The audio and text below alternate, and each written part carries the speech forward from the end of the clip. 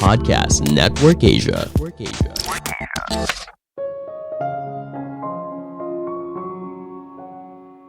Berpikir kreatif itu artinya kamu harus berani mendobrak pemikiran lama dan keluar dari status quo. Halo semuanya, nama saya Michael. Selamat datang di podcast saya, Sikutu Buku. Kali ini saya akan membahas kalau mendobrak pemikiran lama dan mencoba hal baru bisa menciptakan sesuatu yang ajaib. Ini merupakan rangkuman dari video TED Talk Christina Tosi yang berjudul My Secret to Creating Real Magic dan diolah dari berbagai sumber. Dari mana ide kreatif berasal? Kita pasti bertanya-tanya, kenapa ada orang yang bisa menelurkan sebuah ide yang kreatif? Ternyata, kebanyakan orang yang kreatif merupakan pemberontak. Mereka berani keluar dari status quo dan melanggar pakem yang sudah ada. Sebelum kita mulai, buat kalian yang mau support podcast ini agar terus berkarya, caranya gampang banget. Kalian cukup klik follow. Dukungan kalian membantu banget supaya kita bisa rutin posting dan bersama-sama belajar di podcast ini.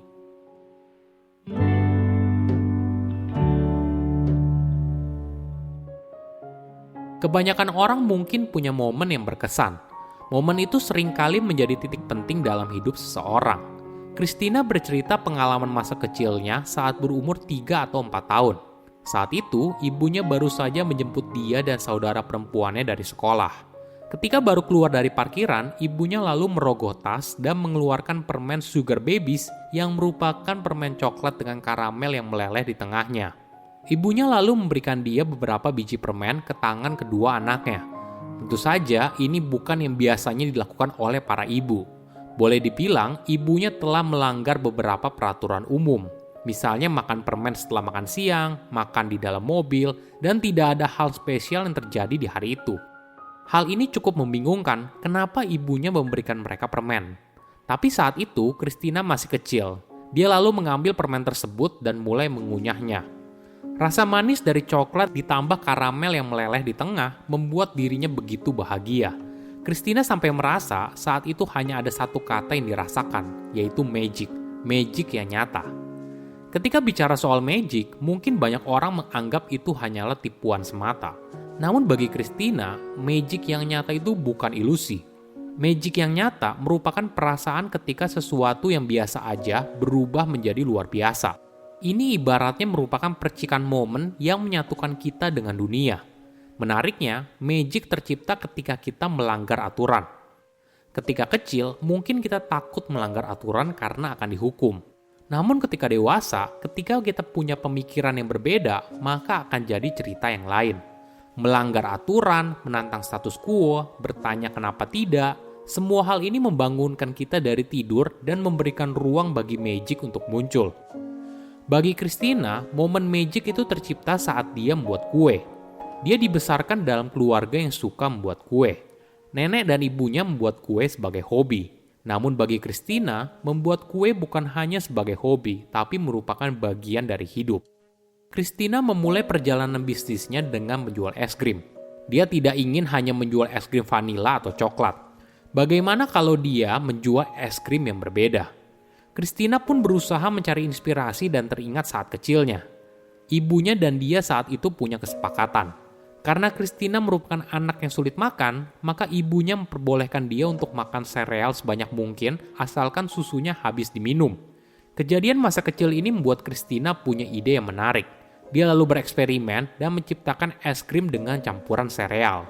Tanpa disangka, es krim itu laku keras. Es krim itu ternyata membuat seseorang mengingat pada masa kecilnya ketika mereka makan sereal.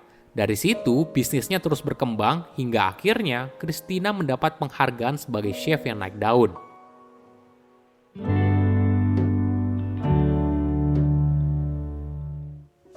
Apakah kamu ingin jadi orang yang kreatif? Mungkin kita bisa belajar dari pesulap. Pesulap boleh dibilang merupakan orang yang kreatif. Mereka bisa membuat seseorang percaya pada hal yang tidak mungkin dengan cara yang sederhana. Sehingga tidak heran, momen kreatif seringkali disebut sebagai magic moment.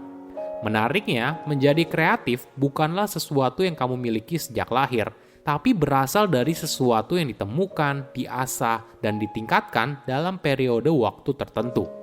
Menjadi kreatif juga bukan eksklusif milik para pekerja kreatif, seperti penyiar, seniman, atau penulis.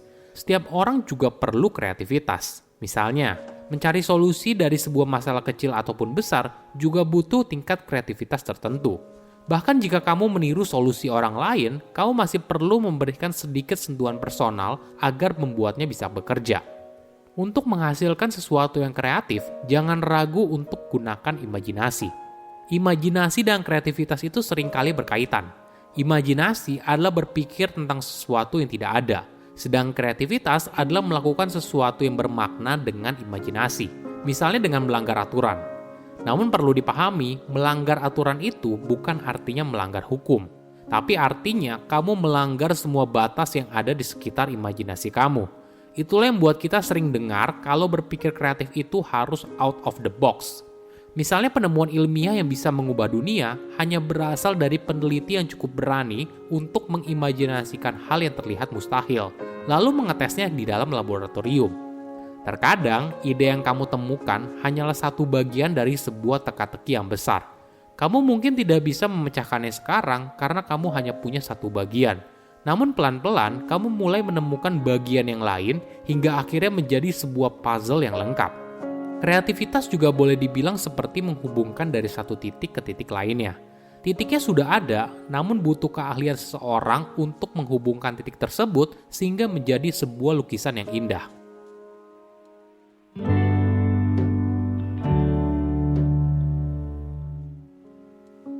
Bagaimana caranya untuk berpikir kreatif? Mungkin kamu bisa mendorong ide kreatif melalui 3 pertanyaan. Pertanyaan pertama adalah bagaimana jika?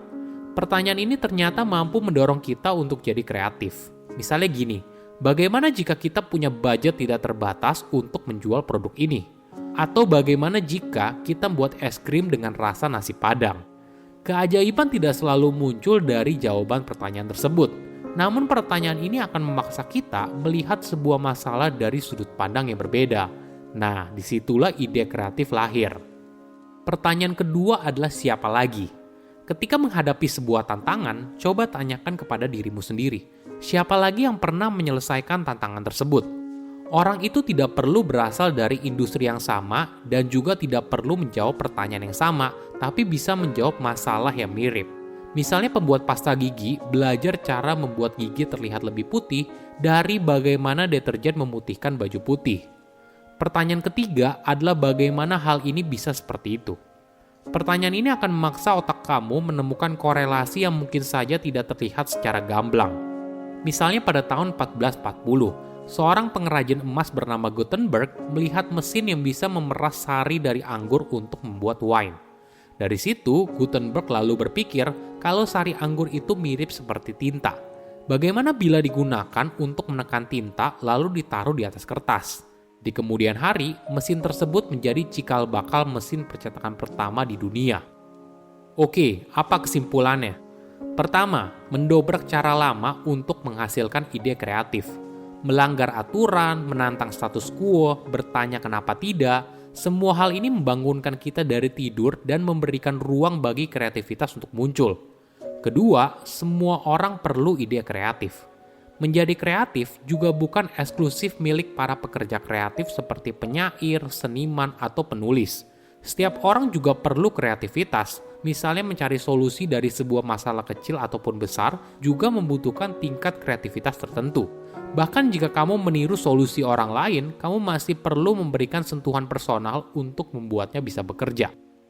Ketiga, kreatif itu seni menghubungkan satu hal dengan hal lainnya. Kreativitas juga boleh dibilang seperti menghubungkan dari satu titik ke titik lainnya. Titiknya sudah ada, namun butuh keahlian seseorang untuk menghubungkan titik tersebut sehingga menjadi sebuah lukisan yang indah. Saya undur diri, jangan lupa follow podcast Sikutu Buku. Bye-bye.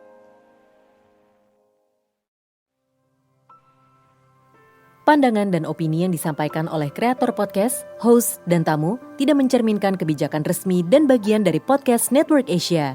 Setiap konten yang disampaikan mereka di dalam podcast adalah opini mereka sendiri dan tidak bermaksud untuk merugikan agama, grup etnik, perkumpulan, organisasi, perusahaan, perorangan, atau siapapun dan apapun.